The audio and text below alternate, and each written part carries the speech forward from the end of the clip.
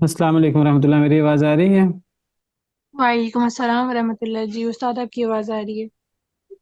الحمد للہ رب العالمین والصلاة والسلام علی اشرف الانبیاء والمرسلین، اما بعد فاعوذ باللہ من الشیطان الرجیم من ہمزہ ونفخہ ونفثہ۔ بسم اللہ الرحمن الرحیم، رب اشرح لی صدری ویسر لی امری واحلل عقدۃ من لسانی یفقہوا قولی، اللہم انفعنا بما علمتنا وعلمنا ما ينفعنا وزدنا علما، فبشر عباد الذين يستمعون القول فيتبعون أحسنه أولئك الذين هداهم الله أولئك هم أولو الألباب.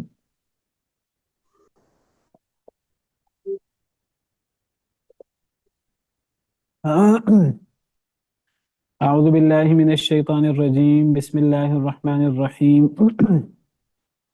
والذين يسعون في آياتنا معاجزين أولئك في العذاب محضرون. اور وہ لوگ جو کوشش کرتے ہیں ہماری آیتوں میں معاجزین، عاجز کرنے کے لیے، اولئک فی العذاب محضرون، یہ لوگ عذاب میں حاضر کیے جائیں گے۔ اللہ تعالیٰ مال و دولت اور غربت کا تذکرہ کرتے ہوئے اللہ تعالیٰ فرما رہے ہیں کہ کوئی بندہ یہ نہ سمجھے کہ کسی کے پاس مال و دولت ہونا، کسی کے پاس دنیا کی نعمتیں ہونا، اقتدار ہونا، کوئی اللہ کی دی ہوئی صلاحیت زیادہ ہونا، یہ اس بات کی دلیل نہیں ہے کہ اللہ تعالیٰ اس سے راضی ہیں بہت زیادہ۔ اور کسی کے پاس مال و دولت کا نہ ہونا دنیاوی اعتبار سے، کوئی ان کے پاس اقتدار نہ ہو، کوئی مال و دولت زیادہ نہ ہو، کوئی اچھی ذات، کوئی بہت ان کے پاس دنیاوی نعمتیں زیادہ نہ ہوں، تو کوئی بندہ یہ نہ سمجھے کہ وہ کوئی اللہ ان سے ناراض ہے۔ مال و دولت ہونا اللہ کی رضامندی کی دلیل نہیں ہے، اور مال و دولت کا نہ ہونا، دنیا کی نعمتوں کا نہ ہونا اللہ کی ناراضگی کی دلیل نہیں۔ کسی کی ذات پات کا اونچا ہونا، کسی کا خوبصورت ہونا، کسی کا سفید سرخ رنگ کا ہونا، اور کسی کا ذات پات کے اعتبار سے دنیاوی طور پر کسی کا نیچی ذات سے ہونا، یہ لوگوں نے بنایا ہوا سارا سلسلہ۔ کوئی بندہ ایسا کام کرتا ہے، لوگ سمجھتے ہیں کہ یہ کام کرنا نیچ قسم کے لوگوں کا کام ہوتا ہے۔ کسی بندے کے پاس دنیاوی اعتبار سے اتنی نعمتیں یا ایسی صلاحیتیں نہیں ہیں، وہ دنیا کے اعتبار سے کوئی بڑا بلند مقام نہیں رکھتا، تو یہ سمجھنا ہے کہ یہ کوئی اللہ کے ہاں بھی اس کا مقام کمتر ہے، تو یہ بڑی غلط سوچ ہے۔ اللہ تعالیٰ فرماتے ہیں کہ اکثر نبیوں کے مخالف مالدار قسم کے، اقتدار والے سردار قسم کے لوگ رہے ہیں۔ تو اقتدار کو، مال و دولت کو کبھی بھی یہ نہیں سمجھنا چاہیے کہ اللہ بڑے راضی ہیں ان لوگوں سے۔ زیادہ تر مالدار لوگ، زیادہ تر اقتدار والے لوگ، وہ یہ دونوں آزمائش ہے، مال و دولت کا ہونا اور غربت، یہ دونوں آزمائش ہیں، اور زیادہ مشکل آزمائش مال و دولت کی، نعمتوں کی آزمائش زیادہ مشکل آزمائش۔ اس آزمائش میں زیادہ لوگ ناکام ہوتے ہیں، اس لیے جہنم میں زیادہ لوگ مالدار قسم کے، سردار قسم کے، عہدوں والے اور ٹیپ ٹاپ والے لوگ زیادہ، اللہ معاف کرے، جہنم میں ہوں گے۔ اور غریب لوگ دنیا کے اندر جن کو کچھ سمجھا نہیں جاتا، جن کی کوئی زیادہ پرواہ اور عزت نہیں کی جاتی، ایسے لوگ زیادہ تر جنت میں ہوں گے، الا ماشاء اللہ۔ تو رزق میں فراخی ہونا اور رزق میں کمی ہونا یہ اللہ کی طرف سے ہوتا ہے۔ اللہ تعالیٰ جس کے لیے چاہتے ہیں رزق پھیلا دیتے ہیں، جس کے لیے چاہتے ہیں رزق تنگ کر دیتے ہیں۔ مال و دولت کسی کے پاس ہونا، کوئی بندہ یہ نہ سمجھے کہ اللہ کا بڑا قریب ہے۔ اللہ کے قریب کون شخص ہوگا؟ جو ایمان لائے گا، جو نیک عمل کرے گا۔ اللہ کے قریب شخص کون ہوگا؟ ذات و ذات پات کے اعتبار سے اونچی ذات والا اللہ کے قریب نہیں ہے، مال و دولت کے اعتبار سے زیادہ مال و دولت اقتدار والا اللہ کے قریب نہیں ہے۔ اللہ کے قریب کون ہے؟ جو زیادہ متقی ہے۔ یہ ذات پات، یہ حسب نسب، یہ دنیا کی نعمتیں، یہ عہدے، یہ اللہ نے دنیا کے اندر، یہ اللہ کی تقسیم ہے۔ اللہ نے کسی کو بڑا بنا دیا، کسی کو چھوٹا بنا دیا۔ یا ایھا الناس انا خلقناکم من ذکر و انثی وجعلناکم شعوبا وقبائل لتعارفوا، اے لوگوں، ہم نے تم سب کو ایک مرد عورت سے پیدا کیا۔ کچھ کسی علاقے کے لوگ سمجھیں ہم شاید کوئی ہم زیادہ اہم لوگ ہیں، اور فلاں افریقہ کے لوگ، فلاں علاقے کے لوگ وہ تھرڈ ورلڈ قسم کے، وہ تیسری دنیا کے لوگ ہیں. تو یہ اللہ کے ہاں کوئی ایسی تقسیم نہیں ہے. اللہ نے سب کو ایک مرد عورت سے پیدا کیا. سیدنا آدم علیہ السلام سے سب کو پیدا کیا. سیدنا آدم علیہ السلام مٹی سے تھے، سب مٹی سے ہیں. تو ذات پات کے اعتبار سے، رنگ و نسل کے اعتبار سے، صلاحیتوں کے اعتبار سے اللہ کے ہاں کسی کا کوئی مقام بڑھ نہیں جاتا. کوئی کس قبیلے سے تعلق رکھتا ہے، کوئی کس قوم سے تعلق رکھتا ہے، کوئی کس ذات پات سے، کس حسب نسب سے تعلق رکھتا ہے، اللہ کے ہاں اس سے کوئی فرق نہیں پڑتا. وَجَعَلْنَاكُمْ شُعُوبًا وَقَبَائِلَ لِتَعَارَفُوا. ہم نے یہ جو گروہ بنائے ہیں، یہ جو قبیلے بنائے ہیں، یہ تو تعارف کے لیے بنائے ہیں. ان اکرمکم عند اللہ اتقاکم. سب سے زیادہ معزز تم میں سے اللہ کے نزدیک وہ ہے جو سب سے زیادہ متقی ہے. یہاں بھی یہی بات فرمائی کہ تمہارے مال، تمہاری اولادیں، یہ تمہیں اللہ کے قریب نہیں کرتے. ہاں، جو ایمان لاتا ہے اور نیک عمل کرتا ہے تو اس کا ایمان، اس کا نیک عمل اسے اللہ کے قریب کرتا ہے. ایسے لوگوں کو اللہ تعالیٰ ڈبل ٹرپل جزا دیتے ہیں، اچھا بدلہ دیتے ہیں ان کے عمل کی وجہ سے. اور وہ لوگ قیامت کے دن جنت میں بالا خانوں میں خوش و خرم امن کے ساتھ زندگی گزاریں گے. ایک رویہ ہے کہ ایمان اور عمل صالح کا. تو ایمان، چاہے مال و دولت ہے چاہے مال و دولت نہیں ہے، اصل چیز ہے ایمان اور عمل صالح. اور جن لوگوں میں ایمان اور عمل صالح نہیں ہے، سرکشی ہے، بغاوت ہے، ان کے پاس مال و دولت ہے یا ان کے پاس مال و دولت نہیں ہے، کس ذات پات سے، کس حسب نسب سے ان کا تعلق ہے. تو اللہ کے ہاں اصل چیز ایمان اور عمل صالح. اللہ کے نزدیک اصل معیار تقوی کا معیار ہے. مال و دولت، اقتدار، دنیا کس کو کیا سمجھتی ہے کیا نہیں سمجھتی، یہ اللہ کے ہاں کوئی معیار نہیں ہے. والذین یسعون، وہی موضوع جاری ہے. وہ لوگ جو کوشش کرتے ہیں ہماری آیتوں میں معاجزین، عاجز کرنے کے لیے، یعنی جو لوگ اللہ کی آیتوں کو عاجز کرنے کے لیے، اللہ کی آیتوں کو میں عیب نکالنے کے لیے، دین اسلام کو، حق کو ہرانے کے لیے کوشش کرتے ہیں، یعنی خود بھی دین سے دور رہتے ہیں، خود بھی حق سے دور رہتے ہیں، خود بھی حق کو قبول نہیں کرتے، اور دوسروں کو بھی راہ حق سے روکنے کی کوشش کرتے ہیں. اور اس کے لیے پھر جو ان سے بن پڑتا ہے وہ کرتے ہیں. وہ کیا کرتے ہیں؟ وہ اسلام کے سچے سچے احکامات میں عیب تلاش کرتے ہیں. وہ اللہ کی آیتوں میں عیب تلاش کر کے ان کے الٹے سیدھے معنی کر کے، اچھا جی سائنس سے تو یہ ثابت ہوتا ہے، یہ تو عقل کے خلاف ہے، یہ تو سائنس کے خلاف ہے، یہ تو اس کا تو مطلب یہ بنتا ہے، اس کا تو مطلب یہ بنتا ہے، فلاں حدیث سے تو یہ ثابت ہوتا ہے. ان کی ساری کوشش کیا ہے؟ اللہ کی آیتوں کو عاجز کر دیا جائے، اللہ کی آیتوں کے غلط مفہوم کیے جائیں اور لوگوں کے سامنے ان کو غلط سلط بنا کر پیش کیا جائے. یہ وہ لوگ ہیں جو نہ خود ایمان لاتے ہیں اور دوسروں کو بھی ایمان لانے سے روکنے کی کوشش کرتے ہیں. سورہ نام میں اللہ نے ایسے لوگوں کے بارے میں فرمایا وَهُمْ يَنْهَوْنَ عَنْهُ وَيَنْأَوْنَ عَنْهُ وَإِنْ يُهْلِكُونَ إِلَّا أَنفُسَهُمْ وَمَا يَشْعُرُونَ. وہ خود بھی دین سے دور رہتے ہیں، اسلام سے، نبی کریم صلی اللہ علیہ وسلم سے، قرآن سے خود بھی دور رہتے ہیں. وَيَنْهَوْنَ عَنْهُ، دوسروں کو بھی دور رکھنے کی کوشش کرتے ہیں، لیکن ان کا نہ خود دور رہنے سے نہ دوسروں کو کوشش کرنے سے کسی دوسرے کو ہلاک نہیں کرتے. وَإِن يُهْلِكُونَ إِلَّا أَنفُسَهُمْ، وہ نہیں ہلاک کر رہے مگر اپنے آپ کو. اس کا نقصان انہی کی ذات کو ہے. اپنے پاؤں پہ کلہاڑی مار رہے ہیں، اپنا نقصان کر رہے ہیں. اللہ کا دین اسلام کا کوئی نقصان نہیں کر سکتے، مسلمانوں کا کوئی نقصان نہیں کر سکتے، کیونکہ مسلمانوں کی مدد کرنے والا اللہ رب العالمین ہے. اگر مسلمان دین پر صحیح طریقے سے عمل پیرا ہے تو نہ اللہ کو نقصان پہنچا سکتے ہیں، نہ دین اسلام کو نقصان پہنچا سکتے ہیں، نہ مسلمانوں کو نقصان پہنچا سکتے ہیں. جو لوگ کوشش کرتے ہیں ہماری آیتوں میں عاجز کرنے کے لیے، ہرانے کے لیے، غلط ثابت کرنے کے لیے، اولئک فی العذاب محضرون، یہ لوگ عذاب میں حاضر کیے جائیں گے. ان کی آخرت تباہ ہو گئی. آخرت تباہ ہے تو دنیا بھی تباہ ہے. دنیا اور آخرت ان کی تباہ ہو گئی. انہوں نے کسی کو ہرایا نہیں، کسی کا نقصان نہیں کیا، صرف اپنا ہی نقصان کیا ہے، اپنی ہی دنیا اور آخرت تباہ کی ہے. اور قیامت کے دن اللہ کے عذاب میں یہ حاضر کیے جائیں گے، ہمیشہ ہمیشہ کے لیے یہ عذاب میں مبتلا ہوں گے. چاہے وہ لوگ مالدار ہوں، چاہے وہ لوگ اقتدار والے ہوں، زیادہ تر مالدار لوگ، اقتدار والے لوگوں کا یہ رویہ ہوتا ہے، اور کئی دفعہ ان کے ساتھ ورکر قسم کا طبقہ بھی شامل ہو جاتا ہے۔ بہرحال جو بھی اللہ کی آیتوں کو ہرانے کی کوشش کرے، اللہ کی آیتوں کو عاجز کرنے کی کوشش کرے، دین اسلام کو مغلوب کرنے کی کوشش کرے، تو ایسے لوگ اللہ کے عذاب میں حاضر کر دیے جائیں گے۔ اللہ سے بھاگ نہیں سکتے یہ لوگ۔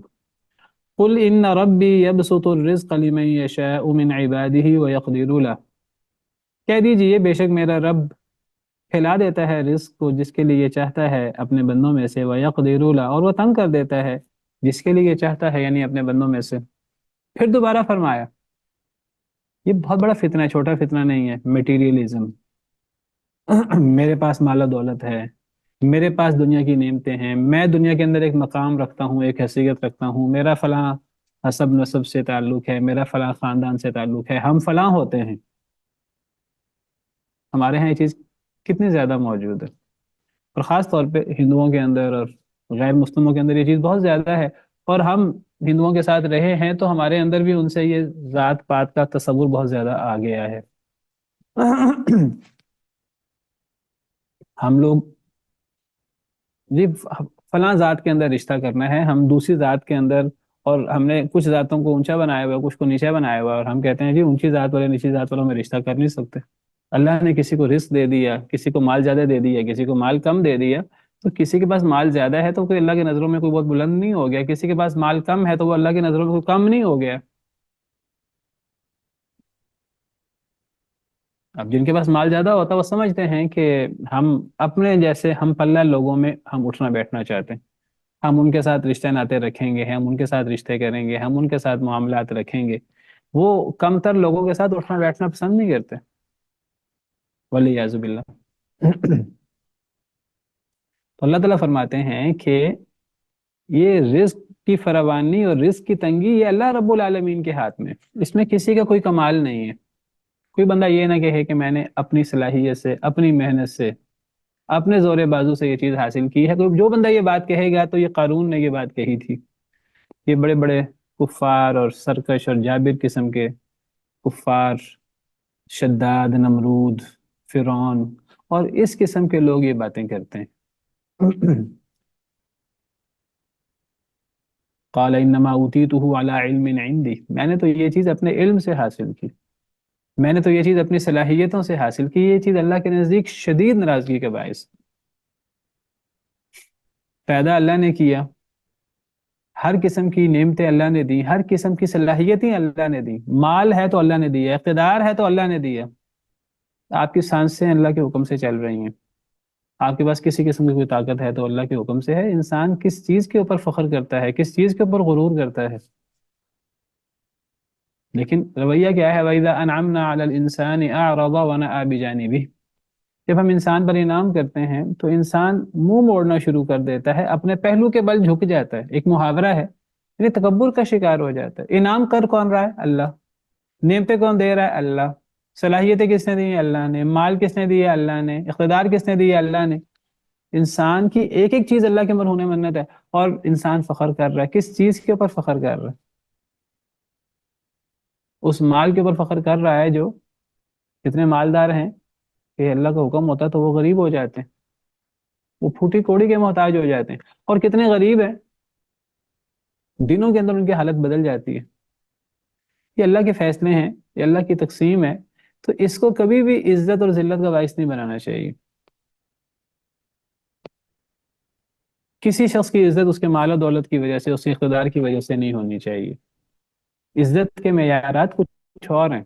وَلِلَّهِ الْعِزَّةُ وَلِرَسُولِهِ وَلِلْمُؤْمِنِينَ وَلَكِنَّ الْمُنَافِقِينَ لَا يَعْلَمُونَ، عزت تو ساری کی ساری اللہ کے لیے، اور پھر جب اللہ کے لیے ہے تو اللہ کے رسول کے لیے، کیونکہ اللہ اپنے رسول کے ساتھ ہیں، اور ایمان والوں کے لیے کیونکہ اللہ ایمان والوں کے ساتھ ہیں۔ وَلَكِنَّ الْمُنَافِقِينَ لَا يَعْلَمُونَ، لیکن منافق اس بات کو نہیں جانتے۔ لوگ کیا کرتے ہیں؟ لوگ وہ مالداروں میں اور اقتدار والوں کے ساتھ راہ و رسم رکھنے کی کوشش کرتے ہیں، وہ سمجھتے ہیں وہاں سے عزت ملے گی۔ اللہ فرماتے ہیں یبتغون عندهم العزہ، کیا تم ان کے پاس عزت تلاش کرتے ہو؟ فإن العزة للہ جمیعا، عزت تو اللہ کے پاس ہے ساری کی ساری۔ تو کہہ دیجئے میرا رب پھیلا دیتا ہے رزق کو جس کے لیے چاہتا ہے اپنے بندوں میں سے، وَيَقْدِرُ لَهُ، اور تنگ کر دیتا ہے جس کے لیے چاہتا ہے اپنے بندوں میں سے۔ یہ نہ سمجھیے کہ رزق کے لیے اللہ نے کچھ رولز بنا دیے ہیں، کچھ اصول بنا دیے ہیں، اب وہ کوئی بندہ اللہ کا نافرمان ہے، کوئی فرما بردار ہے، جو ان رولز کے اوپر، جو ان اصولوں پر چل پڑے تو بس وہ مالدار ہو جائے گا، اس کا مالدار ہونا طے ہے؟ نہیں، اللہ کے فیصلے ہیں۔ ایک بندہ بڑی محنت کر کے، وہ ممکن ہے کوئی رزق نہ کما سکے، اور ممکن ہے ایک بندہ اتنی محنت نہ کرے اور اس کے پاس رزق کے انبار ہوں۔ دو لوگ ایک جیسی محنت کرتے ہیں، ایک جیسے حالات ان کے ہوتے ہیں، ایک جیسی ان کی صلاحیتیں ہوتی ہیں، رزق میں زمین و آسمان کا فرق ہوتا ہے۔ تو یہ سراسر اللہ کی تقسیم ہے۔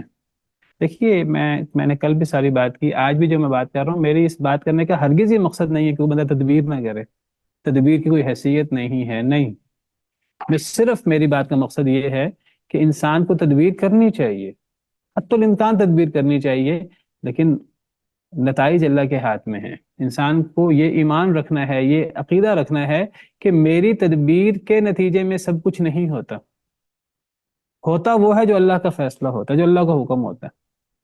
میں یہ نہیں کہتا ایک بندہ بیمار ہے تو ڈاکٹر کے پاس نہیں جانا چاہیے، تدبیر کرنی چاہیے، ڈاکٹر کے پاس جانا چاہیے، لیکن کبھی یہ عقیدہ نہ رکھیں کہ صحت ڈاکٹر دیتا ہے، صحت زندگی اللہ دیتے ہیں۔ اگر کوئی دشمن آ جائے، کوئی مخالف آ جائے تو ہم فطری طور پہ ڈر جاتے ہیں، وہ ہمارا نقصان کر سکتا ہے، ہم پہ وار کر سکتا ہے، ہم پہ ہتھیار چلا سکتا ہے، لیکن یہ بات یاد رکھیے کہ موت اس کے ہاتھ میں نہیں ہے۔ اللہ نہ چاہے ہمارا دنیا میں کوئی شخص نقصان نہیں کر سکتا، یہ ہمارے عقیدے کا مسئلہ ہے، اور یہی مسئلہ رزق کا بھی ہے، یہی مسئلہ رزق میں فراوانی اور رزق کی تنگی کا بھی ہے۔ تدبیر کرنی چاہیے، تگ و دو کرنی چاہیے۔ توکل کا معنی ہی یہ ہے کہ اپنی چھری کو، اپنے خنجر کو تیز کرنا ہوگا، لیکن پھر اس کی تیزی کا انجام اللہ کے حوالے کرنا ہوگا۔ توکل کا مطلب یہ ہے انسان اونٹ کا گھٹنا باندھے، اور اونٹ کا گھٹنا باندھ کر یہ نہ کہ چونکہ میں نے اونٹ کا گھٹنا باندھا تھا لہٰذا وہ محفوظ رہ گیا اور اس کی حفاظت ہو گئی، نہیں، عقیدہ یہ رکھنا پڑے گا، اگرچہ ہمیں اونٹ کا گھٹنا باندھنا ہے، عقیدہ یہ رکھنا پڑے گا اللہ نے اس کی حفاظت کی ہے۔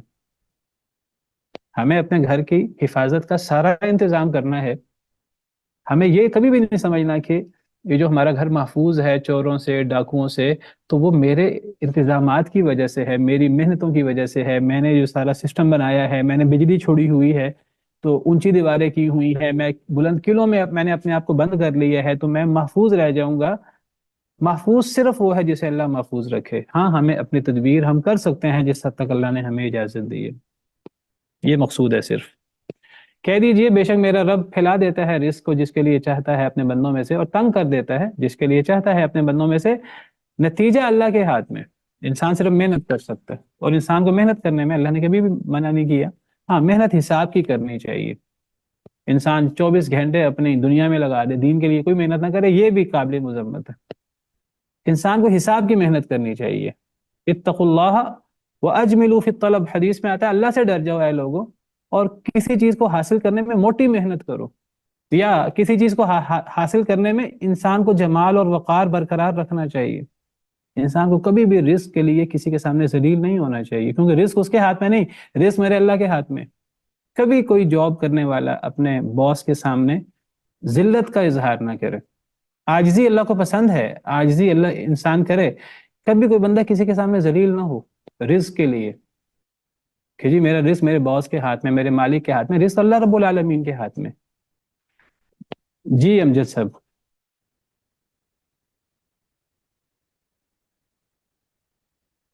شیخ صاحب، یہ جو یبسو تو ہے رزق کو پھیلانا، اور ایک جو ہم لفظ سنتے ہیں رزق میں کشادگی، کیا یہ دونوں جی، مترادف لفظ ہیں؟ ان دونوں میں فرق ہوگا؟ کشادگی اردو کا لفظ ہے، اسی کے لیے عربی میں یفتا یبسطو استعمال ہوتا ہے۔ یبسطو بسط عربی زبان کا لفظ ہے، اور اس کا ہم اردو ترجمہ کرتے ہیں کشادگی۔ اور یقدرو یہ عربی کا لفظ ہے، ہم اس کا معنی اردو میں کرتے ہیں تنگی۔ تو یبسطو کا مطلب اللہ کشادہ کر دیتا ہے رزق کو، اور یقدرو کا مطلب اللہ تنگ کر دیتا ہے رزق کو جس کے لیے اللہ چاہتے ہیں۔ یعنی اس کو ہم فراوانی بھی کہہ سکتے ہیں، جسے ہم رزق کی فراوانی، بالکل۔ جزاک اللہ۔ تو رزق کی فراوانی اور رزق کی تنگی اللہ کے ہاتھ میں ہے. یہ کوئی 2+2=4 کا کوئی اصول نہیں ہے کہ کچھ لوگ کہتے ہیں جی جو لوگ محنت کریں گے وہ رزق حاصل کریں گے. یہ لازمی نہیں ہے. انسان کو محنت کرنی چاہیے، میں ہرگز یہ نہیں کہتا کہ محنت نہیں کرنی چاہیے. محنت کرنی چاہیے، تدبیر کرنی چاہیے، اپنی کوشش کرنی چاہیے، لیکن اس کوشش کا نتیجہ ہمارے ہاتھ میں نہیں ہے، اللہ کے ہاتھ میں. وَمَا أَنفَقْتُم مِّن شَيْءٍ فَهُوَ يُخْلِفُهُ، تم جو بھی خرچ کرو اور جو بھی تم خرچ کرو کوئی بھی شے، فَهُوَ يُخْلِفُهُ، تو بس وہ اس کا جانشین عطا کرے گا. يُخْلِفُهُ وہ اس کا جانشین دے گا. اخلف یخلف سے مراد اس کا عوض دینا اور اس کا جانشین دینا. ہم سمجھتے ہیں یعنی جو ہماری میٹیریلسٹک سوچ ہے وہ یہ ہے کہ انسان جتنا رزق کما لے اتنا وہ عزت والا ہے، اور انسان کی اصل کامیابی یہ ہے کہ انسان کتنا رزق کما لیتا ہے، کتنا رزق کما سکتا ہے، جائز طریقے سے کمائے ناجائز طریقے سے کمائے. پہلی بات ہے انسان جائز طریقے سے کمائے ناجائز طریقے سے کمائے وہ انسان کی تدبیر ہے، اچھی یا بری. رزق انسان کی تدبیر کا لازمی نتیجہ نہیں ہے. وہ رزق اللہ چاہے گا تو ملے گا. انسان اچھی تدبیر کرے تب بھی، انسان بری تدبیر کرے تب بھی، اچھی تدبیر پر بھی، اچھی محنت کرنے پر بھی، حلال طریقے سے کمانے پر بھی ضروری نہیں کہ اس کو بہت زیادہ رزق مل جائے، اور یہ بھی ضروری نہیں ہے کہ حرام طریقے سے کمانے پر اسے بہت زیادہ رزق مل جائے. رزق اللہ رب العالمین کے ہاتھ میں ہے. انسان کو محنت کرنی چاہیے، کوشش کرنی چاہیے حلال طریقے سے. اگر ایک انسان اللہ کے راستے میں خرچ کرے، ہمیں ظاہراً لگتا ہے کہ خرچ کرنے سے مال کم ہو رہا ہے، لیکن اللہ کیا فرماتے ہیں؟ اللہ فرماتے ہیں کہ ٹھیک ہے ظاہراً یہ لگتا ہے کہ خرچ کرنے سے مال کم ہو رہا ہے، لیکن اللہ فرماتے ہیں یاد رکھو تم جو بھی اللہ کے راستے میں خرچ کرو گے تو اللہ تمہیں اس کا جانشین عطا کرے گا. کیا مطلب؟ یعنی اللہ تمہیں اتنا ہی مال یا اس سے ڈبل ٹریپل اللہ تمہیں عطا کرے گا. اور یہ جو اللہ نے عطا کرنا ہے یہ آخرت میں نہیں ہے، یہ دنیا میں ہے. دنیا میں اللہ تعالیٰ لازماً اس مال کو لوٹائے گا جو انسان نے اللہ کے راہ میں خرچ کیا ہے. ہمیں لگتا ہے کہ مال خرچ کرنے سے مال کم ہوتا ہے. اللہ فرماتے ہیں مال خرچ کرنے سے مال کم نہیں ہوتا. مال انسان جتنا مال اللہ کے راستے میں خرچ کرے گا اللہ انسان پر اتنا ہی مال اللہ انسان کے لیے زیادہ کریں گے، اور اللہ تعالیٰ انسان کو کئی گنا عطا کریں گے. اور ہم سمجھتے ہیں کہ ماپ تول میں کمی کر کے، سود کھا کر، ناجائز طریقے سے، رشوت وغیرہ سے، ان چیزوں سے مال بڑھتا ہے. تو ہمیں قرآن بتاتا ہے، ہمیں ہمارا دین بتاتا ہے ان طریقوں سے مال بڑھتا نہیں. اگرچہ ہمیں ظاہراً وقتی طور پہ بڑھتا نظر آئے، حقیقت میں نہیں بڑھتا. یمحق اللہ الربا ویربی الصدقات، سورہ بقرہ میں اللہ فرماتے ہیں اللہ سود کو کم کر دیتے ہیں اور اللہ صدقات کو بڑھا دیتے ہیں. حالانکہ یہ بالکل آپ سمجھیے وہ جو ہماری ظاہری سوچ ہے نا، میٹیریلسٹک جو سوچ ہے، اس میں ہمیں لگتا ہے کہ سود کھانے سے مال بڑھ جاتا ہے، غلط کام کرنے سے مال بڑھ جاتا ہے، رشوت لینے سے، لوٹ کھسوٹ کرنے سے مال بڑھ جاتا ہے، صدقہ دینے سے مال کم ہوتا ہے. اللہ فرماتے ہیں نہیں، سود کھانے سے مال کم ہوتا ہے، اور چاہے ظاہراً ہمیں بڑھتا نظر آئے. کیونکہ اصل میں کوانٹٹی کو نہ دیکھیے کہ میرے پاس اس مہینے زیادہ آیا یا میں نے فلاں سود کی ٹرانزیکشن کی تو میرے پاس مال زیادہ ہو گیا. ہمیں نہیں پتا کہ وہ جو زیادہ مال آیا تھا وہ جس طریقے سے آیا تو وہ نکلا کس طریقے سے. گھر میں کوئی بیمار ہو گیا یا سود لینے والا بیمار ہو گیا، اللہ معاف کرے، وہ گردوں کے مرض کا شکار ہو گیا، کینسر کا شکار ہو گیا، اللہ معاف کرے، ایسی بیماریوں کا شکار ہو گیا کہ اسے ہاسپٹل کے چکر لگانے پڑے. وہ جس طریقے سے مال کمایا تھا اس سے زیادہ وہ تیزی کے ساتھ مال نکلا. اور ایک بندہ تھوڑا مال کما رہا ہے، حلال طریقے سے کما رہا ہے، اللہ کی طرف سے اس پہ مصیبتیں نہیں آ رہی، تو وہ جو نتائج ہیں ہم وہ نتائج کو نہیں دیکھ رہے ہوتے، ہم صرف ظاہری وقتی دیکھ رہے ہوتے ہیں. اللہ تعالیٰ وقتی کی بات نہیں کرتے. تو اللہ تعالیٰ فرماتے ہیں کہ خرچ کرنے سے اللہ اس کا جانشین عطا کرتا ہے، اور یہ دنیا میں ملتا ہے. کتنا ملتا ہے؟ اس کے برابر ملتا ہے کہ اس سے زیادہ ملتا ہے. یہاں اللہ تعالیٰ فرما رہے ہیں، اور یہ ایک اصول ہے، تم جو بھی خرچ کرو اللہ تمہیں اس کا جانشین عطا کریں گے. یہ اللہ کا وعدہ ہے. دنیا میں انسان جتنا خرچ کرے انسان کو کم از کم اتنا ملتا ہے. قرآن کریم سے پتہ لگتا ہے کہ وہ اتنا نہیں ملتا دنیا میں، اس سے کئی گنا زیادہ ملتا ہے دنیا میں، اور آخرت تو ہے ہی پھر بدلے کے لیے۔ آخرت کے اندر اتنا انعام ملتا ہے ہم تصور نہیں کر سکتے، دنیا کے اندر کئی گنا انعام ملتا ہے۔ سورہ روم میں اللہ تعالیٰ فرماتے ہیں، یہ تقابل اللہ تعالیٰ نے قرآن کریم میں کئی جگہ پر کیا ہے۔ سورہ روم میں اللہ رب العالمین اس بات کو اس انداز سے بیان فرماتے ہیں، وَمَا آتَيْتُم مِّن رِّبًا لِّيَرْبُوَ فِي أَمْوَالِ النَّاسِ، سورہ روم آیت نمبر 39۔ نظر آ رہا ہے آپ کو سکرین؟ بے شک آ رہا ہے۔ تم جو بھی دو سود میں، تاکہ وہ بڑھ جائے لوگوں کے مالوں میں۔ انسان سمجھتا ہے سود پہ مال دینے سے مال بڑھ جاتا ہے، اللہ فرماتے ہیں فلا یربو عند اللہ، اللہ کے نزدیک وہ نہیں بڑھتا۔ کتنی کلیئر بات ہے، کتنی واضح بات ہے، اور دیکھیے قرآن کی کوئی بات غلط نہیں ہے، خلاف حقیقت نہیں ہے، قرآن کی ہر بات سچی بھی ہے اور عادلانہ بھی ہے، انصاف والی بھی ہے۔ تم جو بھی سود پہ مال دو گے تاکہ وہ بڑھ جائے، اللہ کے نزدیک نہیں بڑھتا، دنیا میں بھی نہیں بڑھتا، اس کا انجام برا ہی ہے۔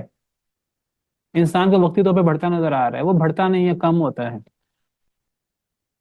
وَمَا آتَيْتُم مِّن زَكَاةٍ تُرِيدُونَ وَجْهَ اللَّهِ، اور جو بھی تم زکوٰۃ میں مال دو، صدقہ خیرات میں، تُرِيدُونَ وَجْهَ اللَّهِ، اللہ کی رضا چاہو، اللہ کا چہرہ چاہو، فَأُولَٰئِكَ هُمُ الْمُضْعِفُونَ، یہ لوگ کئی گنا کر لیتے ہیں اپنے مال کو۔ مضعفون کئی گنا کرنے والے، ضعف کہتے ہیں کئی گنا کو، دگنا تگنا کر لیتے ہیں، کئی گنا کر لیتے ہیں اپنے مال کو۔ دنیا کے اندر ایسا ہوتا ہے، یہ اللہ کا وعدہ ہے۔ حدیث مبارکہ ہے، صحیح حدیث ہے کہ اللہ تعالیٰ نے فرشتے مقرر کیے ہیں، دو فرشتے مقرر کیے ہیں، صحیح مسلم کی شاہد حدیث ہے۔ ان دو فرشتوں کا کی ڈیوٹی ہے، ایک فرشتہ دعا کرتا رہتا ہے اللہم اعطِ منفقا خلفا، اللہم اعط منفقا خلفا،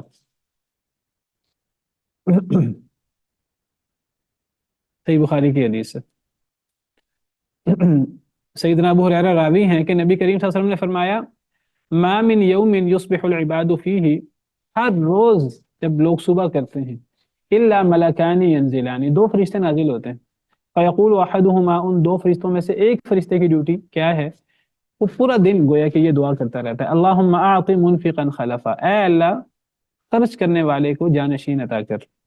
یعنی کیا مطلب، یعنی خرچ کرنے والے نے جتنا خرچ کیا ہے اے اللہ اس کو اتنا لوٹا دے، کم از کم جتنا انسان نے خرچ کیا اتنا تو انسان کو لوٹتا ہے دنیا میں، اس سے کئی گنا زیادہ لوٹتا ہے، اور آخرت کے اندر تو ہم تصور نہیں کر سکتے۔ آخرت کے اندر صدقہ کتنا فائدہ دیتا ہے، حدیث مبارکہ ہے، یعنی صدقہ کا اتنی فضیلت ہے کہ مرتے وقت انسان کو اگر خیال آئے گا نا تو یہ خیال آئے گا کاش کہ میں کچھ صدقہ کر لیتا۔ اللہ تعالیٰ نے قرآن کریم میں فرمایا کئی جگہ پر کہ وَأَنفِقُوا مِمَّا رَزَقْنَاكُم مِّن قَبْلِ أَن يَأْتِيَ أَحَدَكُمُ الْمَوْتُ، موت آنے سے پہلے خرچ کر لو، کہیں ایسا نہ ہو کہ تم میں سے کسی کو موت آئے اور وہ مرتے وقت تمنا کرے اے اللہ تھوڑی سی مہلت دیتے میں تھوڑا سا صدقہ کر دوں۔ انسان مر جاتا ہے اور مرتے وقت انسان سوچتا ہے میرے پاس اتنا میں نے مال کمایا جائز طریقے سے ناجائز طریقے سے، اس مال نے مجھے کیا فائدہ دیا، میرا مال تو وہ جو میں نے اپنی زندگی میں کھا لیا، اب یہ مال میری اولاد کے پاس جائے گا، وہ اولاد بھی نافرمان ہے، تو یہ مال سارا ان کے لیے چلا جائے گا۔ انسان کہتا ہے کاش کہ مجھے تھوڑی سی مہلت مل جائے، میں اس مال میں سے کچھ مال اپنے لیے صدقہ کر لوں، اپنے لیے محفوظ کر لوں، میں کہیں اللہ کی کسی راہ میں صدقہ کر دوں، کوئی صدقہ جاریہ کر دوں۔ یہ مرتے وقت انسان کو خیال آتا ہے، اللہ کہتے ہیں دنیا میں خیال کیوں نہیں آیا، دنیا میں خیال آنا چاہیے۔ مرتے وقت انسان کہے گا اللہ تھوڑی سی مہلت دے دے کہ میں صدقہ کر لوں۔ قبر کے اندر انسان تمنا کرے گا کاش کہ میں صدقہ کر لوں، کیونکہ قبر کی گرمی کو، قبر کے عذاب کو صدقہ روکتا ہے۔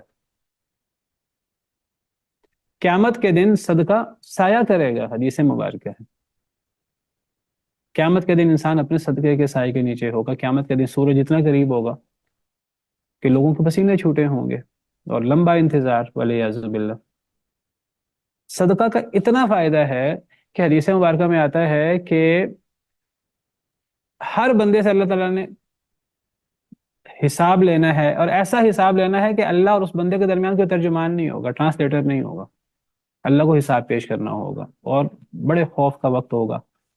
انسان سامنے دیکھے گا جہنم نظر آ رہی ہوگی، دائیں دیکھے گا جہنم نظر آ رہی ہوگی، بائیں دیکھے گا، جہاں دیکھے گا جہنم نظر آ رہی ہوگی۔ اور اسی حدیث میں نبی صلی اللہ علیہ وسلم نے فرمایا اتقوا النار ولو بشق تمرہ۔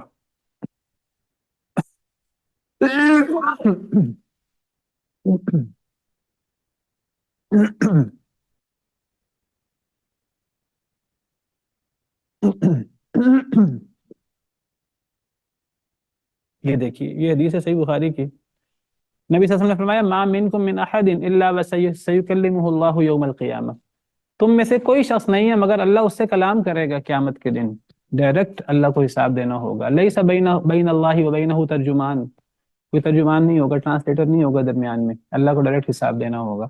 ثم ینظر، وہ انسان بڑے یعنی خوف میں ہوگا، اللہ کو حساب دے رہا ہے، بڑے خوف میں ہوگا، وہ دیکھے گا اس کو اپنے آگے کچھ نظر نہیں آئے گا، اپنے نیچے دیکھے گا تو اس کو آگ نظر آئے گی، اور بعض حدیث میں ہے کہ سامنے دیکھے گا، دائیں دیکھے گا، بائیں دیکھے گا، ہر طرف آگ نظر آ رہی ہوگی۔ اور اس حدیث کے آخر میں، یہ اسی حدیث کے آخر میں ہے فَمَنِ اسْتَطَاعَ مِنْكُمْ أَن يَتَّقِيَ النَّارَ وَلَوْ بِشِقِّ تَمْرَةٍ، جو اس آگ سے بچنا چاہتا ہے بچ جائے اگرچہ ایک کھجور کا ٹکڑا دے کر۔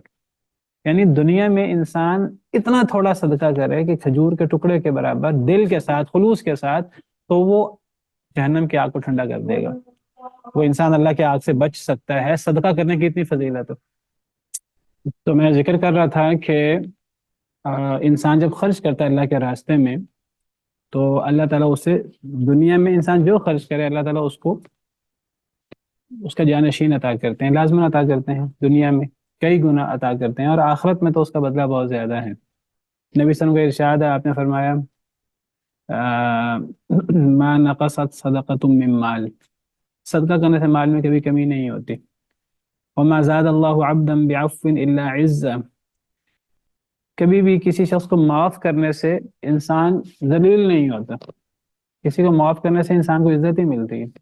وما تواضع احد للہ الا رفعہ اللہ، اور جو بندہ بھی عاجزی اختیار کرے اللہ کے لیے تو کبھی بھی وہ ذلیل نہیں ہوتا۔ اللہ کے لیے عاجزی اختیار کرنے سے انسان کی رفعت اور عروج اور ترقی میں اضافہ ہی ہوتا ہے۔ تو صدقہ کرنے سے کبھی مال کم نہیں ہوتا، مال میں اضافہ ہی ہوتا ہے، دنیا میں انسان کو اس کا بدلہ ملتا ہے۔ وما انفقتم من شیء، تم جو بھی خرچ کرو کوئی بھی شے، فهو یخلفہ، اللہ تمہیں اس کا جانشین عطا کرے گا، وہو خیر الرازقین، اور اللہ بہترین رزق دینے والا ہے۔ انسان خرچ کرتا ہے اپنے حساب سے، اللہ اس کا بدلہ دیتا ہے اپنے حساب سے، اور آپ دیکھیے اللہ کے خزانے، اللہ کے یہاں کوئی کمی ہے؟ اللہ کتنا زیادہ بدلہ دیں گے۔ وَيَوْمَ يَحْشُرُهُمْ جَمِيعًا ثُمَّ يَقُولُ لِلْمَلَائِكَةِ أَهَؤُلَاءِ إِيَّاكُمْ كَانُوا يَعْبُدُونَ، اور اس دن وہ اکٹھا کرے گا انہیں سب کو، پھر وہ کہے گا فرشتوں کے لیے أَهَؤُلَاءِ إِيَّاكُمْ كَانُوا يَعْبُدُونَ، کیا یہ لوگ خاص تمہاری یہ لوگ عبادت کیا کرتے تھے؟ اللہ اکٹھا کریں گے ان کو، سب کو اکٹھا کریں گے قیامت کے دن، مسلمانوں کو بھی، کفار کو بھی، مشرکین کو بھی۔ ثم یقول للملائکۃ، پھر اللہ فرشتوں سے کہیں گے اہؤلاء ایاکم کانوا یعبدون، کیا یہ لوگ، یہ مشرکین خاص تمہاری یہ عبادت کیا کرتے تھے؟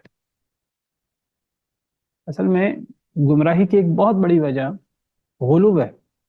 اللہ نے جن کو مقام دیا، عزت دی ہے، اللہ نے نبیوں کو، رسولوں کو مقام دیا، فرشتوں کو اللہ نے مقام دیا، ولیوں کو، علماء کو، اولیاء کو اللہ نے مقام دیا، اور شیطان جو ہے وہ یہی دس ڈالتا ہے۔ کچھ لوگوں کو شیطان گمراہ کرتا ہے کہ بس کہتا ہے انہیں دین سے دور ہو جاؤ تو وہ دور ہو جاتے ہیں۔ کچھ لوگوں کے بارے میں شیطان کو پتہ ہے کہ یہ دین سے دور نہیں ہو سکتے، وہ ان کے دین کے اندر ان کو غلو میں مبتلا کر دیتا ہے، نبیوں کے بارے میں، رسولوں کے بارے میں ان میں خدائی صفات پیدا کر دیتا ہے، لوگ سمجھتے ہیں کہ ان میں خدائی صفات آ گئیں۔ اولیاء کے بارے میں، علماء کے بارے میں غلو کر کے ان کی شان بلند کر دیتا ہے۔ اب کئی ایسے لوگ ہیں آپ دیکھیے کہ وہ، اب یہ شیعہ حضرات ہیں، یہ اپنے ائمہ کو نبیوں سے بھی افضل سمجھتے ہیں۔ کئی لوگ ہیں وہ اپنے ائمہ کرام کو، اپنے علماء کو سمجھتے ہیں کہ وہ غلطی کر ہی نہیں سکتے، یہ تو نبیوں کا مقام ہے۔ اور کئی لوگ ہیں وہ نبیوں ولیوں کو اللہ کی صفات دے دیتے ہیں، کسی کو عالم الغیب کہہ رہے ہیں، کسی کو حاجت روا مشکل کشا کہہ رہے ہیں، جی فلاں کے پاس یہ اختیار ہے، فلاں کے پاس یہ اختیار ہے، فلاں اولاد دیتا ہے، فلاں یہ دیتا ہے، فلاں وہ دیتا ہے۔ اسی طرح مشرکین مکہ فرشتوں کو اللہ کی بیٹیاں کہتے تھے۔ تو اللہ فرماتے ہیں کہ قیامت کے دن اللہ اکٹھا کریں گے سب کو، مشرکین کو بھی اکٹھا کر لیں گے، اور مشرکین جن کو اللہ کا شریک بناتے تھے غلو کر کے اللہ ان کو بھی اکٹھا کر لیں گے، اور پھر اللہ فرشتوں سے پوچھیں گے، فرشتوں کو کٹہرے میں کھڑا کر لیں گے، اور اللہ کہیں گے کہ کیا یہ مشرکین خاص تمہاری عبادت کرتے تھے، یہ تمہیں معبود بناتے تھے، تم نے ان سے کہا تھا کہ ہماری عبادت کرو؟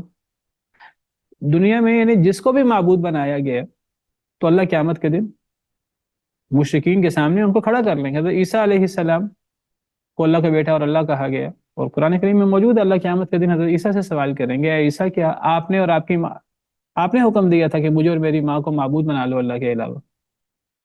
فرشتوں سے اللہ پوچھیں گے۔ اسی طرح مشرکین نے دنیا میں جس جس کو اللہ کا شریک بنایا، جس کی ذات میں غلو کیا، اللہ قیامت کے دن ان سے پوچھیں گے۔ یعنی گویا کہ اللہ تعالیٰ قیامت کے دن بتائیں گے کہ اللہ کے علاوہ کسی کے پاس اختیار نہیں ہے، اللہ کے علاوہ ہر کوئی اللہ کے سامنے عاجز ہے، تم ان کو خدائی صفات دیتے رہو، تم جو مرضی ان کے بارے میں تصور کرو، یہ تمہاری کاغذی باتیں ہیں، یہ تمہاری ظن و تخمین کی باتیں ہیں، نہ اس پر کوئی اللہ کی کتابوں سے کوئی دلیل ہے، نہ نبیوں کی تعلیمات میں اس کی کوئی دلیل ہے، نہ کوئی عقلاً اس کی کوئی دلیل ہے، ان سب کی کوئی حیثیت نہیں ہے۔ جن جن کو تم نے اللہ کے علاوہ معبود بنایا، قیامت کے دن جن کو معبود بنایا گیا وہ یعنی جن کو شریک بنایا گیا وہ مشرکین سے برات کا اظہار کر دیں گے۔ استبرأ الذین اتبعوا من الذین اتبعوا، قرآن کہتا ہے لعنت کریں گے ایک دوسرے پر، ایک دوسرے کو برا بلا کہیں گے۔ یعنی جن کو شریک بنایا گیا وہ شریکوں سے برات کا اظہار کر دیں گے، پوری زندگی وہ کہتے رہے کہ اگر قیامت ہوئی تو یہ ہمارا سہارا ہوں گے، اور قیامت کے دن وہ انکار کر دیں گے، وہ اپنی جان چھڑائیں گے۔ اے اللہ ہم نے نہیں کہا تھا انہیں کہ یہ ہماری عبادت کریں گے، تو خود ہی یہ نبی کریم صلی اللہ علیہ وسلم سے مدد مانگی جاتی ہے، اور آپ میں خدائی صفات پیدا کی جاتی ہیں، سیدنا علی رضی اللہ تعالی عنہ، سیدنا عبدالقادر جیلانی اور دیگر انبیاء، اولیاء، صلحاء، ان کے بارے میں غلو کیا جاتا ہے۔ قیامت کے دن تو برات کا اظہار کر دیں گے سب لوگ۔ تو اللہ تعالیٰ اسی بات کا اظہار کر رہے ہیں، صرف اللہ وحدہ لا شریک صاحب اختیار ہے، اور اللہ حاجت روا مشکل کشا ہے، اللہ کے علاوہ کوئی ایسا نہیں ہے۔ اللہ فرماتے ہیں قیامت کے دن ہم اکٹھا کریں گے ان کو سب کو، پھر اللہ فرشتوں سے کہیں گے کہ کیا یہ مشرک تمہاری عبادت کیا کرتے تھے؟ فرشتے کہیں گے آگے سے قالوا سبحانک، وہ کہیں گے اے اللہ آپ پاک ہیں، انت ولینا من دونہم، اے اللہ آپ ان کے ولی ہیں، آپ ہمارے ولی ہیں ان کے علاوہ،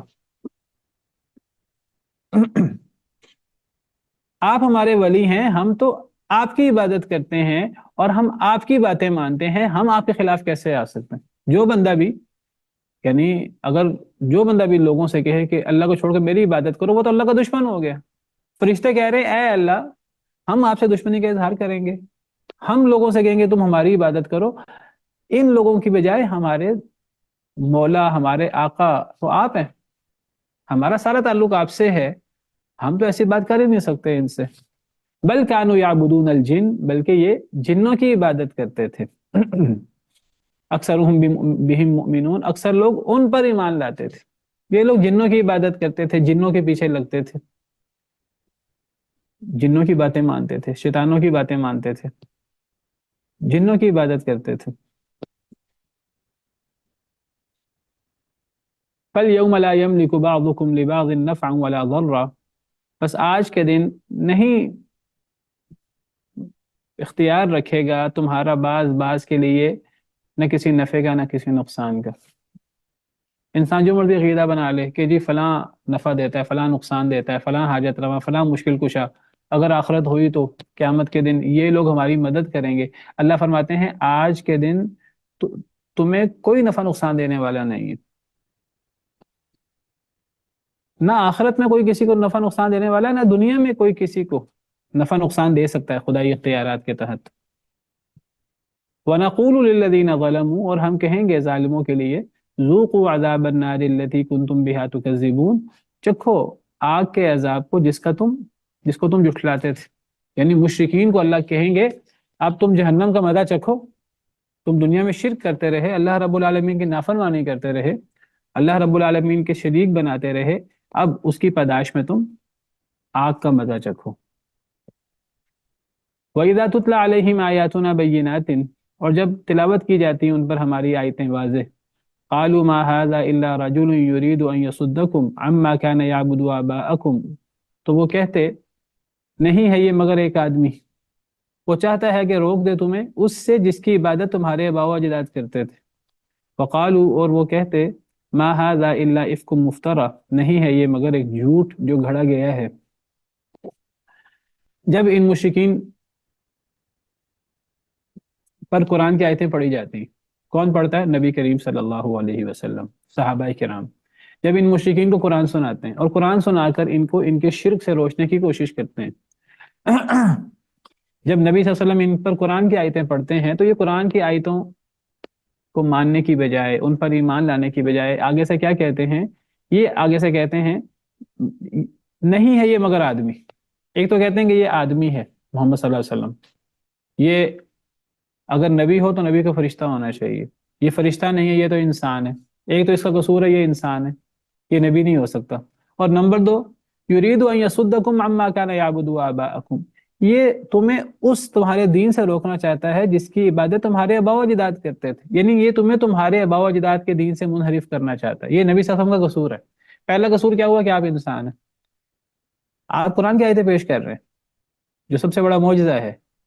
دیگر معجزات آپ اللہ کی طرف سے لائے، نبی صلی اللہ علیہ وسلم کی حقانیت کے دلائل موجود ہیں، لیکن ان سب کو چھوڑ چھاڑ کر ان کا اعتراض یہ ہے کہ یہ انسان ہے، یہ فرشتہ نہیں ہے. اور ان کا اعتراض یہ ہے کہ ہمارے آباء و اجداد کے دین کی خلاف ورزی کر رہا ہے.